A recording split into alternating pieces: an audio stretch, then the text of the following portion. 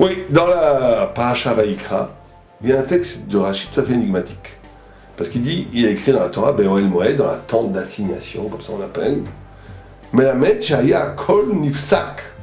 Ceci nous enseigne que la voix de Dieu s'arrêtait à la porte de la tente d'assignation. Dieu parlait à Moïse dans la tente, mais celui qui passait juste devant la tente, il n'entendait rien. Et la voix ne sortait pas en dehors de la tente. Est-ce que c'est possible? Mais peut-être que Dieu chuchotait dans l'oreille de Moïse la vérité. Pas du tout. Talmud Lomar, et Kol, la voix inexpugnable, la voix tonitruante de Dieu. Talmud Lomar, et Kol. Maou Akol ou Akol, qu'on dit dans les Teilim, Kol Hashem Bekoach, Kol Hashem.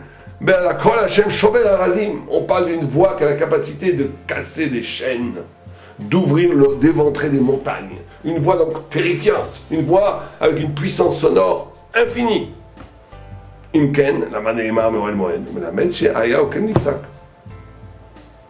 Non, la voix n'était pas faible, elle était immense, mais elle s'arrêtait juste à la porte de la tente d'assignation. Qu'est-ce que c'est un texte qu'on savait nous enseigner? C'est de la science-fiction, c'est quoi? C'est sûr que Dieu peut faire tous les miracles, mais ça nous enseigne à quoi? Qu'est-ce que ça nous enseigne? En réalité, ça enseigne la chose suivante. Que la force de la voix de Dieu, c'est pas une question de décibels, c'est pas une question de volume sonore. Bien sûr que la voix de Dieu, bon, mais c'est pas ça. C'est que quand on est en présence de la voix de Dieu, tout s'écroule en face. Quand on est en présence de la vérité, rien ne peut résister à la vérité. La vérité, la Torah est éternelle tout simplement parce qu'elle est vraie. La Torah va vaincre tous les mensonges tout simplement parce qu'elle est vraie, c'est tout. La vérité, tout le mensonge à un moment donné s'effrite, s'abîme, échoue, se détruit, implose, explose face à la vérité. Donc quand on est face à cette vérité, rien ne tient devant. Simplement pour écouter cette vérité, il faut être à l'intérieur de la tente, il faut être dans le Beth Midrash, il faut être dans la synagogue, il faut au moins être dans un lieu où on est intéressé par la recherche du vrai. On peut, et c'est ça qui est extraordinaire. Et c'est ce qui se passe malheureusement très souvent, notamment en Israël. Vous avez des populations entières qui écoutent cette voix merveilleuse de Dieu dans les Beth Midrash, dans les synagogues, dans les Beth Knesset. Et dehors, juste à côté, un voisin, quelqu'un juste à côté ne l'entend pas. Et il ne comprend pas de quoi on parle. Il dit, mais qu'est-ce que c'est cette histoire? Faites quand vous priez toute la journée, ils ne sont même pas susceptibles de comprendre l'extraordinaire phénomène d'une révélation contemporaine aujourd'hui de la vérité au cœur de la tente d'assignation.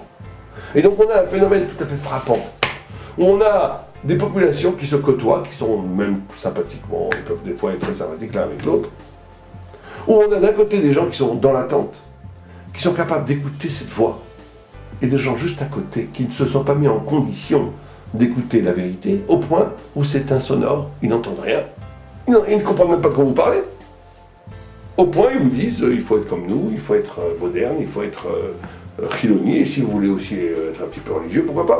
En tout cas, on est dans un non-discours, un non-dialogue.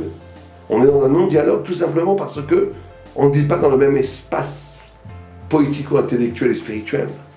Il y a un moment donné où on ne peut pas expliquer, où il faut accueillir l'autre au sein d'un environnement où il peut quelque part envisager de prêter l'oreille à quelque chose de radicalement nouveau qu'est la voix de Dieu.